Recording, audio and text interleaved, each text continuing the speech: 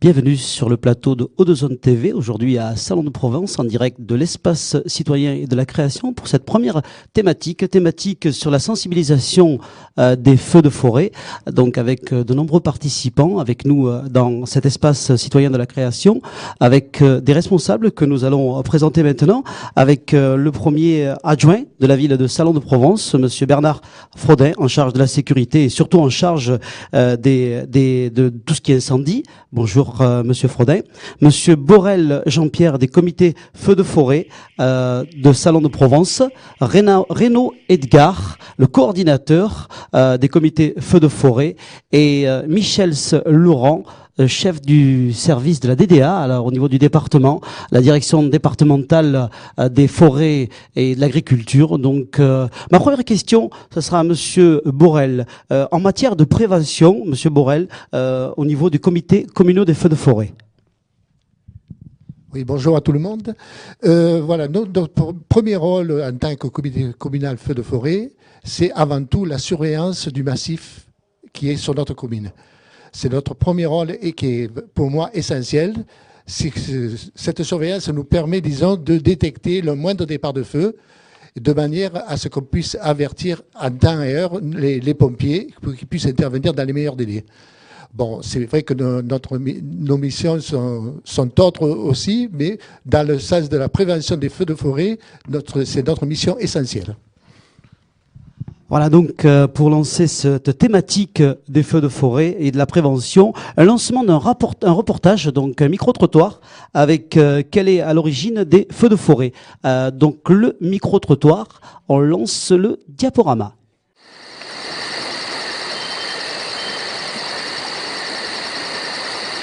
Les mégots de cigarettes ou mal éteints et le vent et la chaleur. Ça dépend où, ça peut être d'origine criminelle ou alors d'origine du fait que les gens ils laissent leurs mégots par terre ou des trucs comme ça. Ou... Je pense que c'est les cigarettes, pareil, qui sont mal éteintes. Peut-être le verre qui est inflammable aussi avec le soleil. Les gens qui roulent en motocross malgré que ce soit interdit dans les forêts. Et pareil, les campings, les pique-niques, etc. qui peuvent mal tourner. D'abord... le vandalisme, les incendiaires, et ensuite les imprudents, et puis peut-être le déclenchement intempestif, mais j'y crois pas trop. Déjà il y a le vent, déjà qui est un Mistral qui est un grand facteur. Et puis il va y avoir aussi les gens qui sont inconscients, qui se baladent, qui font des pique-niques par exemple, et qui font pas attention à la nature, quoi, tout simplement. L'origine, la négligence des gens déjà. Et puis l'incendiaire surtout, ouais, volontairement quoi. L'origine des feux de forêt.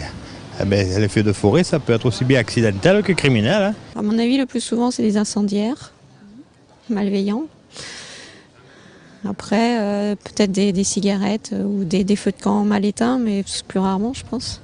Et il y a déjà les gens qui travaillent dans la colline, il y a les écobuages, les gens aussi qui vont dans la colline pour se promener, les touristes, peut-être aussi les chasseurs. Et puis aussi les fêlés, pour qui c'est peut-être un plaisir de voir la colline brûler. Criminel, je dirais. Et aussi la négligence des personnes qui ne se rendent pas compte. Moi, je pense tout de suite aux mégots de cigarettes.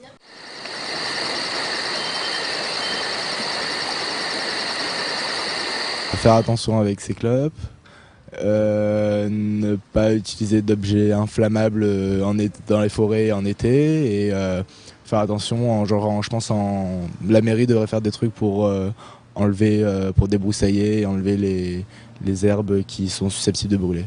Là où il y a beaucoup de massifs, de faire attention à la cigarette, de ne pas ouvrir les fenêtres et la jeter dans le cendrier, quoi, tout simplement. Débroussailler quand on est propriétaire d'un coin de forêt, débroussailler assez souvent, quoi. Il ne faut pas se balader dans les zones dites les zones rouges.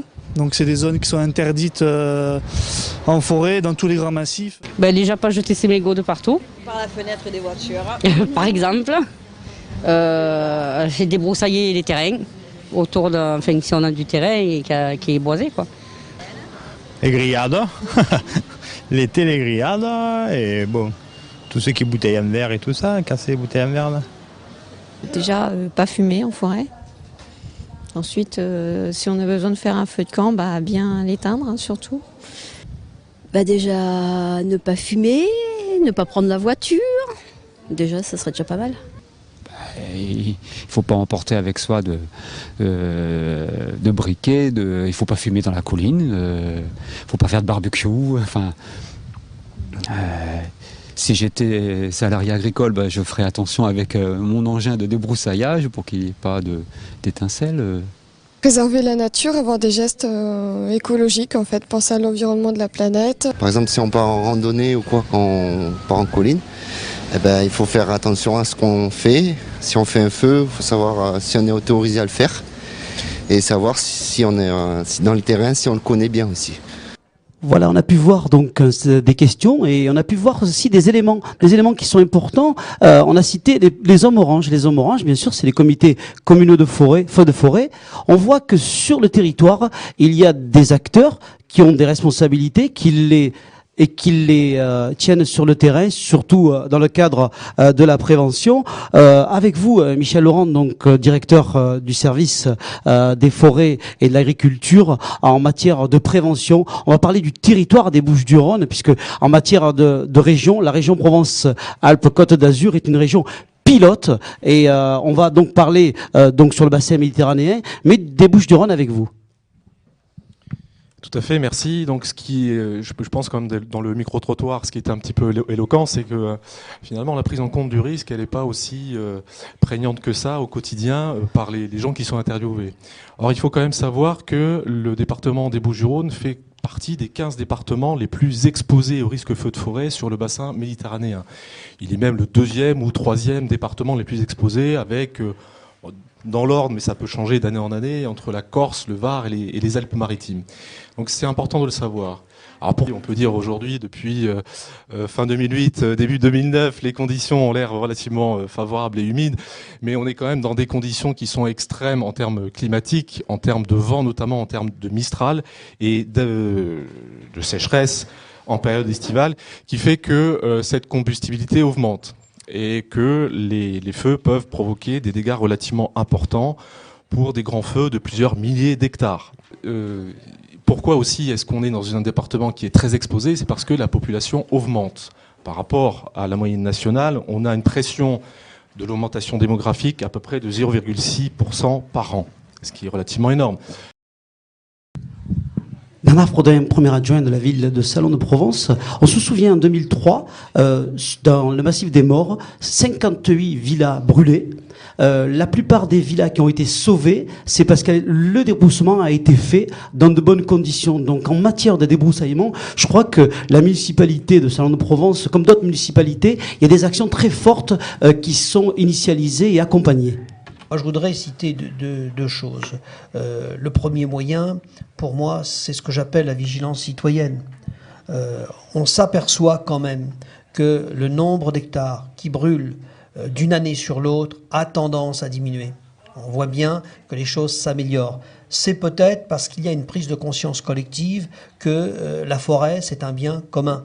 C'est un bien qu'on nous a laissé, que nous ont laissé nos parents, et que ce bien, il faut qu'on s'efforce de le laisser à nos enfants. Et c'est nos comportements qui feront que ces biens seront transmis avec des arbres, ou qu'ils seront transmis avec une forêt dévastée. Donc il faut 30 ans pour la reconstituer. Et je crois que cette prise de conscience, qui n'existait pas avant, il y a encore 20-30 ans, n'existait pas du tout, est en train de naître, et on sent bien qu'il y a des gestes, quand on se promène, que l'on n'avait pas avant, ne serait-ce que ramasser le gobelet qu'on a fait tomber, le morceau de verre qui est tombé. Je ne parle pas des cigarettes et tout ça, où je crois que maintenant c'est acquis pour tout le monde que ces comportements-là doivent totalement disparaître. Le mégot jeté par la fenêtre, c'est des choses qui sont totalement dépassées.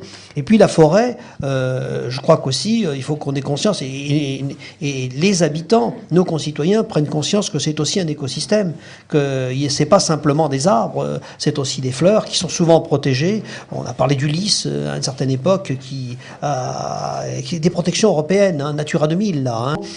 Avoir une maison entourée d'arbres dans une région comme celle-ci, des arbres à proximité des maisons, c'est se mettre en danger. Il faut le savoir, quand ça brûle, ça passe très vite d'un arbre à l'autre, et il faut avoir soit des moyens de lutte, avec des piscines équipées de motopompes qui permettent de lutter contre l'incendie, soit des moyens de débroussaillement, mais en tout cas ne pas construire, ne pas laisser arriver la végétation trop près de ces habitations.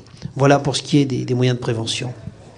Voilà, je crois que les intervenants ont été un petit peu longs et il nous reste vraiment quelques secondes pour une question, et je crois que même à la technique, je crois que donc on va terminer cette première thématique sur la sensibilisation, comment fonctionne la prévention, en remerciant nos intervenants aujourd'hui à Salon de Provence en direct à l'espace citoyen et de la création, avec ce plateau proposé par Odozone.tv.